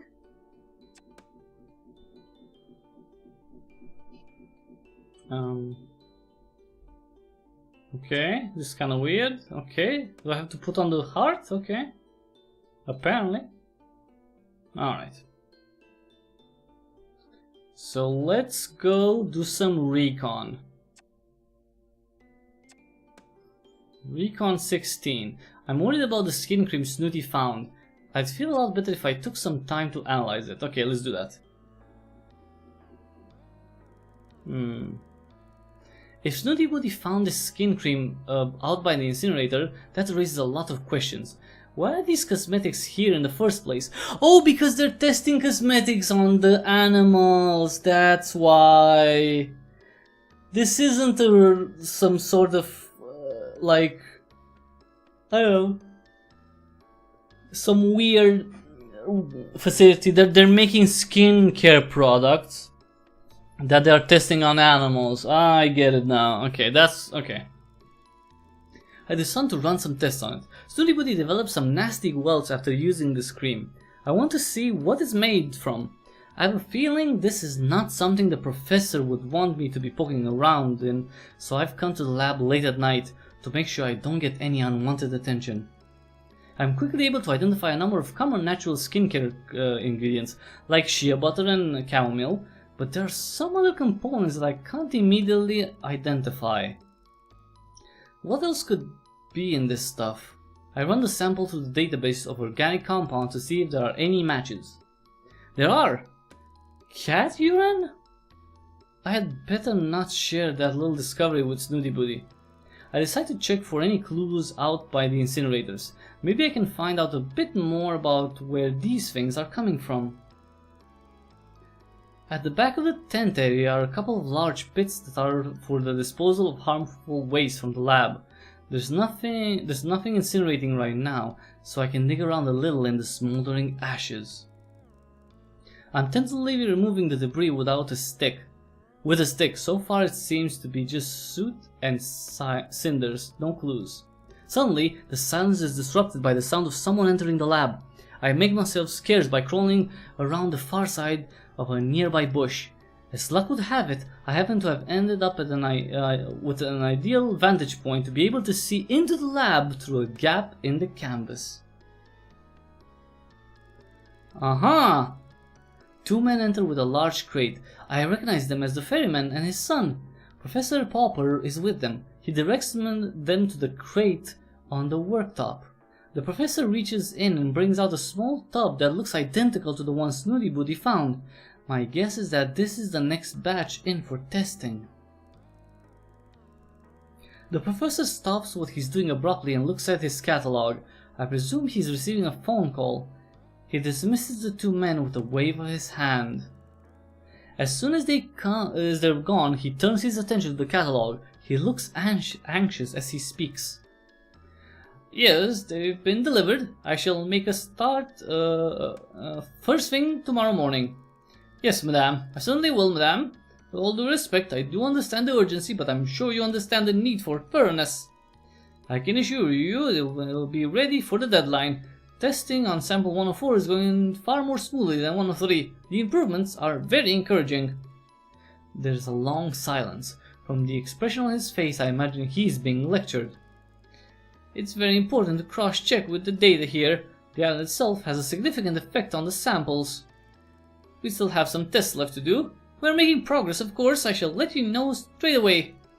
The call ends abruptly. Presumably, Madame cut him off. He looks angrier than I've ever seen him. He marches out of the lab and heads off in the direction of his tent.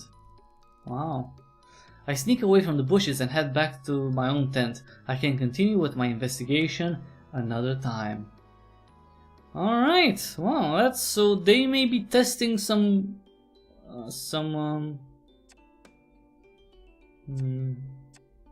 I can't, okay. They may be testing some beauty products on the cats. Alright, let's romance. One more time, Snooty Booty, finish up with Snooty Booty. Ah, the delicacy of a moment is sometimes only matched by the beauty of the moonlight's reflection onto the sea. Snootybody turns her big shining silver eyes up to meet mine. Human, I have lived a long life, and only the first of 9, don't you know? It has been much the same for as far back as my fragile memory reaches. Seeing the moon reflected on the sea would once mean only that I stayed awake too long, and that I shall see that same shade of grey reflected in the circles under my eyes the next day.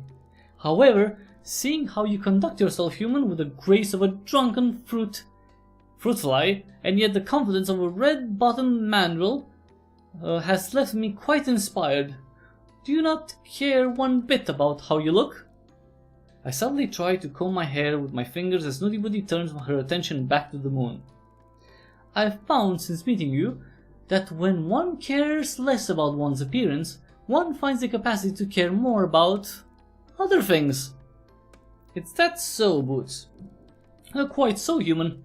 Indeed, I have found it rather freeing to bathe in salt water, something which, not long ago, would have caused me to turn grey with anxiety. In the same vein, I feel I am owed some thanks for teaching you a thing or two about proper skin care. Sooty, you demand that I use night cream that caused me to break out in hives. Jesus, yeah, exactly. But once they're subsided, you were left with a very healthy glow. I sigh. Shy? Yes, Snootybody. There's a poem I have remembered. The words have become irrelevant, but the sentiment is so enduring that that is almost enough to cause me to weep at the thought of it. Music is also like that, don't you find? And smell? All the senses, in fact, are the palette that colors our experiences and leaves an indelible mark on our soul. That's beautiful. Human, I believe you and I are both, aesthetes? What? What's that? Aesthetes? We're what? We share on artist's appreciation of the Sudan? And again, what? Really, do try to keep up. I can tell I'm somewhat spoiling the mood here, so I keep my mouth shut and try to look engaged.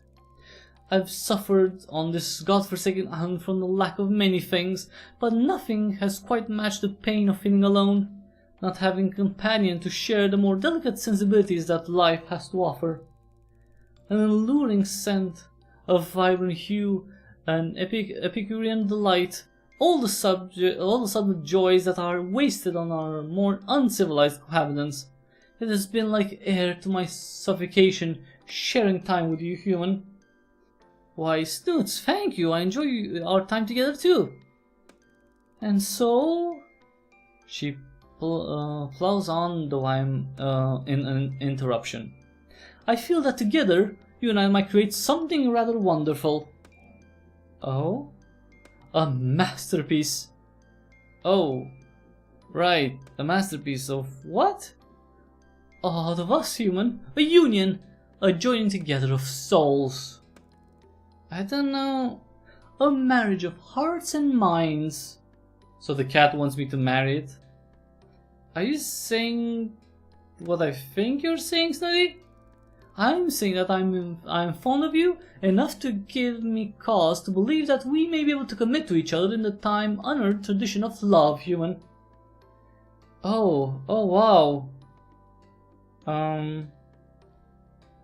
I do not feel the same way.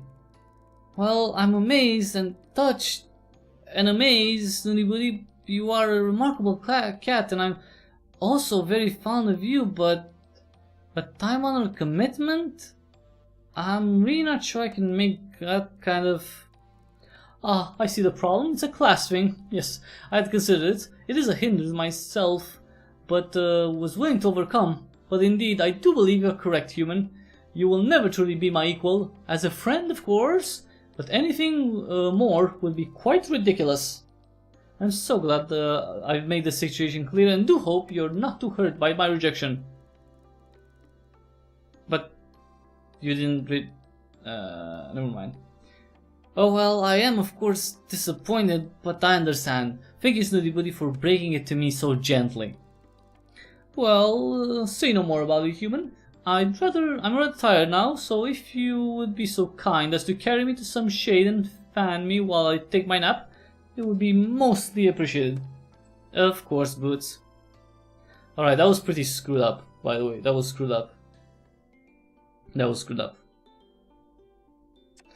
Alright, let's rest. So we finished with the romance. Let's rest and try to finish the chapter. Yeah, let's finish the chapter. Alright. Finish chapter 1, hopefully. Without having sex with any cats. Let's see. Alright. Research. Research. Let's see, research 12. A slow day today. I've only got to organize a few samples from previous field tests. Okay, field trips. Let's do that. Today I'm in the lab doing flora research. It's not the most exciting job, but if I keep my head down, I can get through it quickly enough. It really just consists of unpacking the new samples of plants and flowers that the professor and I have collected on our foraging expeditions and logging them into the database of organic substances on the computer. Most of them are commonplace plants that grow abundantly in the forest, but occasionally we come across something more rare, exotic even. One of the samples I'm looking at today is Calendula incana maritima, which is very interesting indeed. I can't help speculating that it's been cultivated in the marigold's little greenhouse and then transplanted to open ground. Oh. I'm distracted momentarily by the sound of clinking glass, and I turn to see the beautifully manicured paw of a sphinx cat tapping on a breaker, nudging it, perilously close to the edge of the counter. Oh no. Boots, stop that! You're not supposed to be in here! She laughs as though I've told a joke. Oh, that's a frightfully pretty flower. Calendula incana maritima, if I'm not mistaken. You never cease to amaze me, Boots. How on earth did you know that? Why, I make it my business to know all about the rare and valuable works of art. Art? Why not? It has been created like a sculpture or a painting. The marigolds are two artists in the garden. Ah, I wonder if they had something to do with this. It's so unusual, even in its natural swampy habitat, but to have it growing here in the forest is very out of the ordinary. Yes, its properties are extraordinary too, human. Alright, 1 second because my throat is super dry. From licking so much never mind. Well, I'm quite new to botanic science, so probably don't know the half of it. Why don't you fill me in? Although I'm always happy to facilitate your learning, human, I simply can't stay here a moment longer. The air is so stale, don't you find? I ignore her sideways glance and upturned nose. Let's go to the beach and drink some coconut water and I'll tell you everything you need to know. Snoots, I'm not going anywhere until I finish this. Oh, don't be ridiculous, you can think about here any time, but the sun will be gone in an hour or two. I'm not tinkering, this is my job. If I don't get it done, the professor will want to know why. Then explain to him you had better things to do. Snooty Buddy, I won't tell you again. If he catches you here, Popper will cage you. Be careful with that flower, human. It doesn't do to inhale that fragrance too deeply. What? I turn to ask why and see her flounce out, knocking the breaker with a swift of her tail as she goes. You did that on purpose! But she's gone, leaving me to clear up the broken glass. Bitch. Jesus. Such a biatch. Alright, last research. Alright, ready to leave. Once you complete the research, your time on Cat Island will come to an end. Have you seen everything you wanted to see? Wait, 1 second. Recon. So, okay, so recon romance, I can't do anything about that, so yeah, that's it, right? That's it. But it shouldn't finish, it should be just chapter 1, right? Oh, let's see. Last thing, Research 16. Today I'm off on a field trip of sorts with the professor. I can't wait to see what he's planning to show me. Alright, let's do that. Professor Popper told me to be ready early and dressed for hiking as we're doing field work this morning. I'm not sure that I have anything that would pass for hiking gear, to be honest. Some sturdy shoes would be good. Oh well, lab coat and trainers it is then, as usual. A message from the professor lights up my catalog. Set to go, I'm waiting outside my tent. Ah, Shaggy, are you ready for your field work today? Yes, of course, Professor. May I ask you, where are we going? Somewhere I think you'll find very interesting. The professor hands me a backpack. Here, take this bag. It's very full, but surprisingly light. Popper has set off at a brisk pace, calling back to me over his shoulder. This way! I run to catch up with him. After some serious walking, with me struggling to keep up, the professor stops abruptly and listens. Do you hear that? There is a distant sound of bubbling water. We're almost there. Secretly, I'm relieved, as I don't think I could go much further. Just a little climbing? Climbing? I hide my dismay. Where does he get his energy from? Well, Red Bull, probably. Red Bull and pussy. Okay. It's just at the top here. It's not a difficult climb as it looks. We are in front of an almost vertical rock face. Just copy me. He clambers up expertly. I manage to find a spot that will support my foot and start the climb. I make a little progress before slipping and falling flat on my bum. I try again. This time I take it slow. Again I fall. What happened to the benefits of catification the others keep going on about? The professor notices I'm having trouble and holds a hand out for me. I manage to climb up just enough to take hold of him, and he lifts me the rest of the way. His strength is impressive. Curious even. Not a fan of climbing, eh? Can't say I've done much of it, Professor. Come along then, I can get you there. He pretty much pulls me all the way to the top and then leads me to the entrance of a small cave. The sound of running water is very loud now. I instantly see why. A natural spring has cut its way through the rock and created a beautiful cascade of sparkling clear water. It looks delicious. I kneel down without thinking and begin to drink. It tastes amazing. As I come up for breath, I see the professor looking at me with suspicion. You should know better. It is never wise under any circumstances to ingest something that is unproven, but here on this island, it would be prudent to exercise more caution than usual. I feel embarrassed at my lack of consideration. Yes, of course, sir, I wasn't thinking. I felt so thirsty and it looked so good. I do understand. May have made the same error. Fortunately for you, this is tried and tested for safe consumption. It's good, don't you think? My body feels suddenly re-energized. I feel like I could climb any wall. It's incredible. I feel fantastic. What's in it? We don't know. That's why we're here. We need more samples. We've been studying this water for months now, and we still know very little about it. Check your bag. I open my bag. It's full to the brim with empty plastic bottles. We need to fill up all of these with water. We're going to need as much as we can carry. I do as he says. By the time all the bottles are full and back in my bag, it weighs a ton, but I feel I can lift anything. The effect of the water is powerful. The professor also has packed his own rucksack with bottles. That should do us for now. Let's get these back. As we make our way back the rock face and back to camp, I have no problem keeping up with the professor. I feel I could run all the way.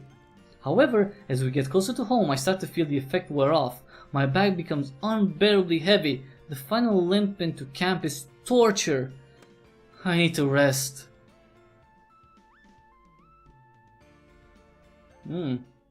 Okay, that's the last of the research, and I've left my pack back on the end of the jetty and have 10 minutes to find Snooty Booty to say my goodbyes. I have a pretty good idea where she's been all this time of day. She'll be at this time of day, and I head to the shady spot of sand beneath the palm trees. Are you asleep? She doesn't stir. I wanted to say goodbye. I'm going to miss you. No response. And I have a small gift for you. A slight stirring. It's not much, a little token really, but I thought I could rub some into your skin for one last time. After that, maybe you can persuade the new assistant to help you with it, once you get to know them. Just leave it there. I can't be bothered with it right now. The new one will do it later. We're already firm friends.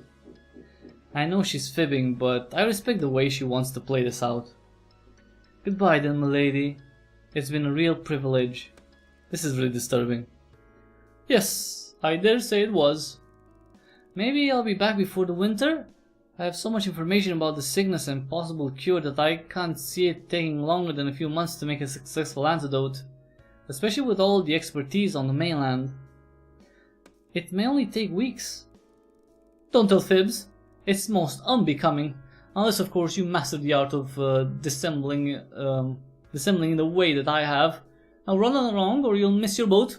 Don't worry about me, I shall be far too busy to miss you. Not so clever dissembling as she'd like to think.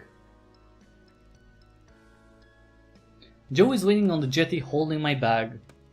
You're late. Only a minute, Joe. You hardly look like the cat that got the cream. And he begins his annoying laughter. What? Within minutes we're out at sea. I'm looking back at the beautiful little island disappearing into the distance, and my heart stirs. Yes, because I'm in love with the cat apparently. You wish you were staying? I think I do, Joe. I miss it. And then? The cats, of course. Mostly the cats. I made some really good friends among them. Dad! As soon as he shouts, the engine cuts and the boat comes to a standstill. Bob comes from the front cabin where he's been steering the boat. This one no good, son? No, Dad, this one's no good. This one's got the cat whiskers. He begins to laugh again and my stomach flips. What's going on? You go to the helm, boy. Leave this to me. Oh no, are they going to throw me off the boat?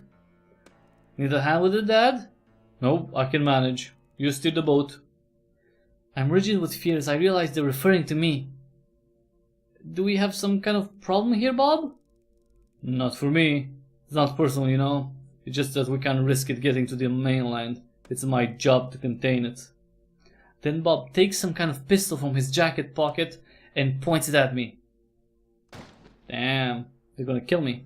Whoa, really? They kill me! Chapter 1.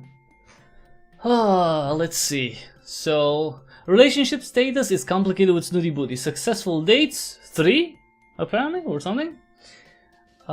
Ending achieved, friction.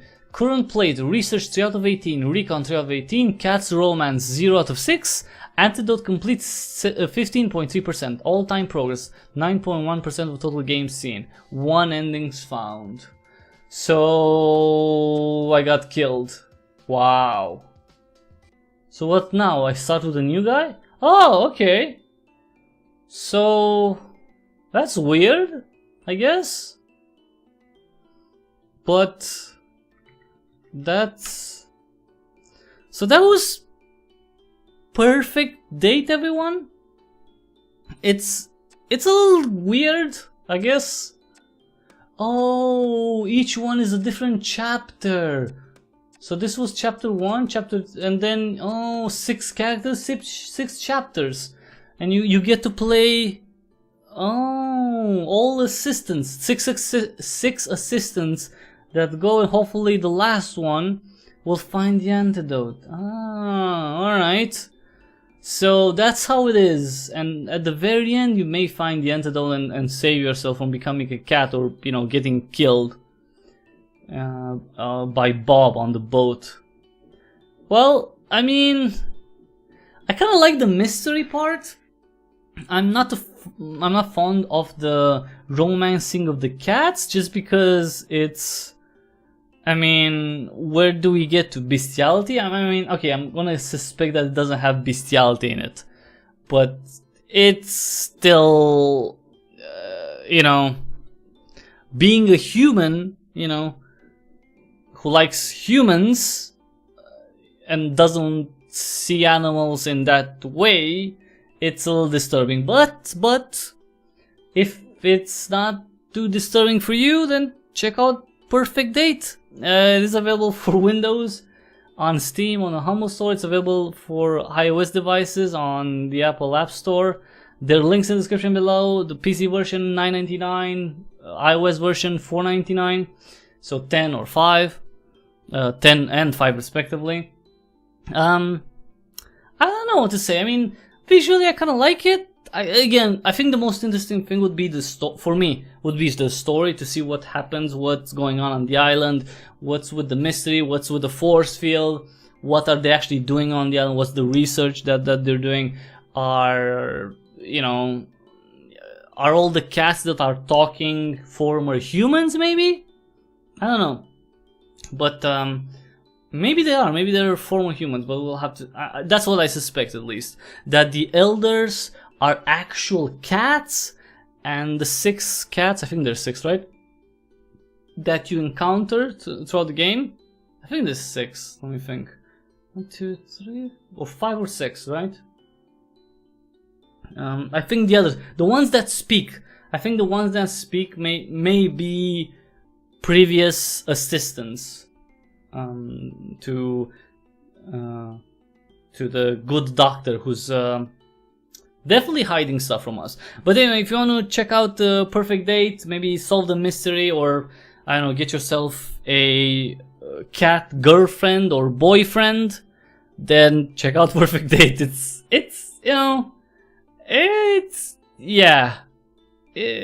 special. It's definitely special. Not bad. It's just, you kind of have to be okay with those conversations with cats. Is like, I want love. I want us to be united in love. It's like, yeah, that doesn't do it for me. So, it doesn't do it for me. But if it does it for you, I mean, okay, it's maybe for furries. Maybe people who are furries would like this. Then again, that would be people who dress up as animals, and these are actual animals. So yeah, it's bestiality. Yeah, it's a little disturbing. Yeah, but anyway, everyone, that was Purrfect Date. You can check it out through the links in the description below. Thanks so much for watching. If you like this live stream, please give a thumbs up real quick. And if you like what I do here, consider subscribing and telling other people about the channel. I do gameplay videos, developer interviews, live streams. So it's pretty much something for everyone. So again, youtube.com/Cryptic Hybrid. Subscribe, please, if you haven't. It would be really helpful to get to 2,000 subscribers next. That's the next milestone.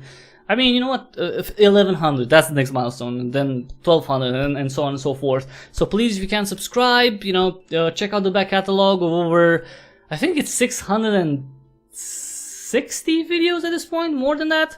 And use the affiliate links. Of course, those are for Amazon and a Humble Store. Especially the Humble Store affiliate link would be really cool if you could use that. If you get any games from the Humble Store, if you get the Humble Monthly or Humble Bundles occasionally, then please bookmark the link, and whenever you use them, use that link or the Amazon links to make a purchase. You help me and the channel out without paying anything extra, so it costs you absolutely nothing to use the affiliate links, but it can go a very long way, and it would be greatly, immensely actually appreciated. Thanks again everyone for watching, and until the next time we see each other, have an awesome day. Aww.